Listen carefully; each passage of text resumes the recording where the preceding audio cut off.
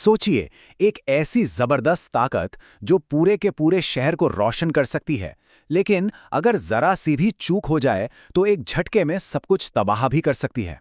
यही कहानी है न्यूक्लियर एनर्जी की, इंसान की शायद सबसे बड़ी साइंटिफिक कामयाबी और शायद सबसे बड़ा खतरा भी। तो चलिए इसी ताकतवर विरोधाभास की गहराइयों में उतरते हैं।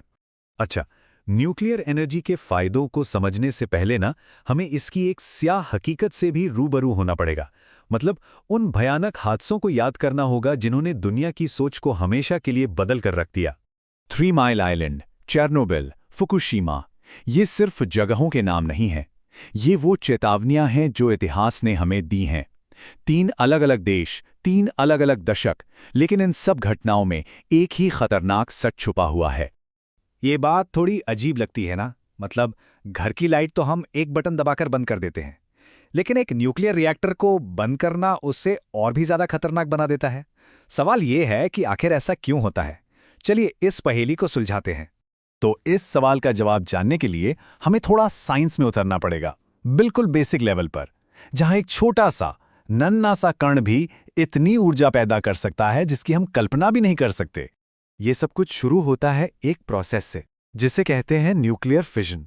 अगर बिल्कुल सीधे साधे शब्दों में कहें तो ये एक भारी एटम को तोड़कर उसके अंदर छिपी जबरदस्त एनर्जी को बाहर निकालने जैसा है। सोचिए, एक छोटे से एटम से कितनी एनर्जी निकलती है। और ये प्रोसेस ना एक डोमिनो इफेक्ट की तरह काम करता है।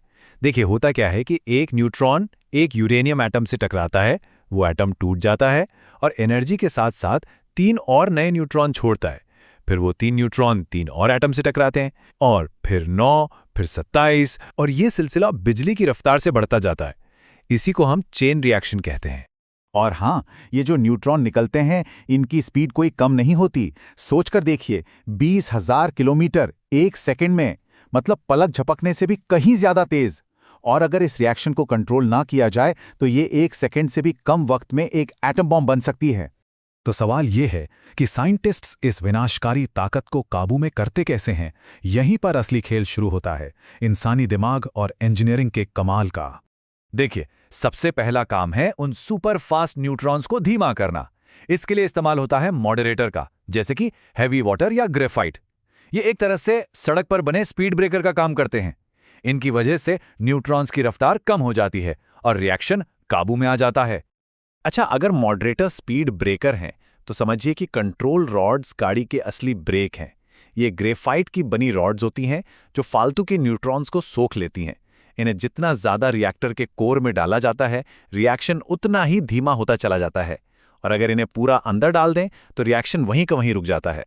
तो फिर हम वापस उसी सवाल पर आ गए कि अगर हमारे पास इतने अच्छे ब्रेक मौजूद हैं तो फिर एक रिएक्टर को बंद करने में इतनी मुश्किल क्यों आती है। बस यहीं पर कहानी में एक बहुत खतरनाक ट्विस्ट आता है। मान लीजिए कोई इमरजेंसी हुई और कंट्रोल रॉड्स को फौरन कोर के अंदर डाल दिया गया। चेन रिएक्शन रुक गया, मतलब सब कुछ सेफ हो जाना चाहिए, है ना? लेकिन असल में ऐसा होता नहीं है। चेन रिएक्शन रुकने के बावजूद रिएक्टर का दिल यानी उसका कोर और भी ज्यादा और भी तेजी से गर्म होने लगता है। पर क्यों? इसका जवाब है डीके हीट। होता यह है कि मेन चेन रिएक्शन तो बंद हो जाता है, लेकिन फिजन के बाद जो रेडियो एक्टिव बाय प्रोडक्ट्स बनते हैं वो टूटना जारी रखते हैं, और इस टूटने से लगातार गर्मी निकलती रहती है। इसको ऐसे समझिए जैसे लकड़ी जलने के बाद आग तो बुझ जाती है, लेकिन अंगारे घंटों तक दहकते रहते हैं। यही वो गर्मी है जिसे अगर लगातार ठंडा न किया जाए तो ये रिएक्टर के कोर को पिघला सकती है, और यही चेरनोबिल और फुकुशिमा जैसी भयानक त्रासदियों की असली वजह थी। इतने खतरों के बावजूद दुनिया को तो एनर्जी चाहिए, और यहीं पर भारत की कहानी बहुत दिलचस्प हो जाती है। हमारे पास संसाधनों की कुछ ऐसी कमी थी कि हमें न्यूक्लियर एनर्जी के लिए एक बिल्कुल ही अलग और बहुत हिम्मत भरा रास्ता चुनना पड़ा। देखिए, भारत के सामने एक अजीब सी मुश्किल थी। न्यूक्लियर रिएक्टर चलाने के लिए जो मेन फ्यूल चाहिए, यूरेनियम 235, वो हमारे पास बहुत ही कम है। लेकिन हमारे पास एक दूसरी चीज का खजाना है, थोरियम। दुनिया का 25% थोरियम भारत में है। पर प्रॉब्लम यह है कि थोरियम को सीधे सीधे फ्यूल की तरह इस्तेमाल नहीं किया जा सकता, उसे पहले बदलना पड़ता है। अब जो पारंपरिक रिएक्टर होते हैं उनकी एक और बड़ी सरदर्दी है, न्यूक्लियर वेस्ट यानी परमाणु कचरा। होता क्या है कि रिएक्टर के अंदर यूरेनियम 238 न्यूट्रॉन सोखकर प्लूटोनियम 239 में बदल जाता है। ये एक बहुत ही खतरनाक पदार्थ है, इतना खतरनाक कि इसे हजारों लाखों साल तक संभाल कर रखना पड़ता है। और मजे की बात यह है कि इसी समस्या का हल भारत के प्रोग्राम में छिपा है। ये चुनौती कितनी बड़ी है, इसका अंदाजा इस बात से लगाइए। प्लूटोनियम 239 की हाफ लाइफ यानी अर्थ आयु 70 करोड़ साल है। 70 करोड़। इसका मतलब है कि इस कचरे को हमें लाखों करोड़ों साल तक महफूज रखना होगा। ये तो इंसान के पूरे इतिहास से भी कहीं ज्यादा लंबा वक्त है।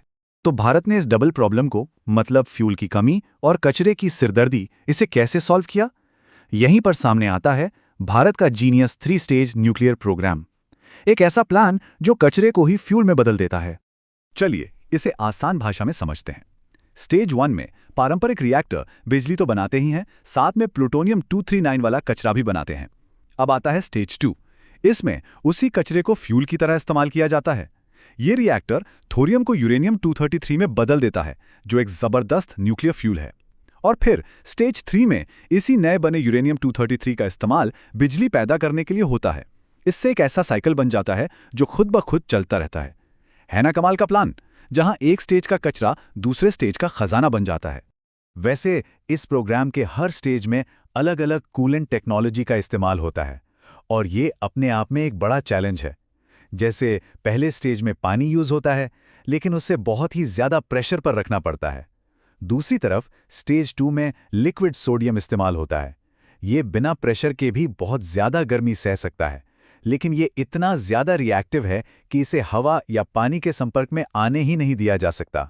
जो पुराने हादसे हुए उनसे एक बहुत जरूरी सबक सीखा गया है, पैसिव सेफ्टी।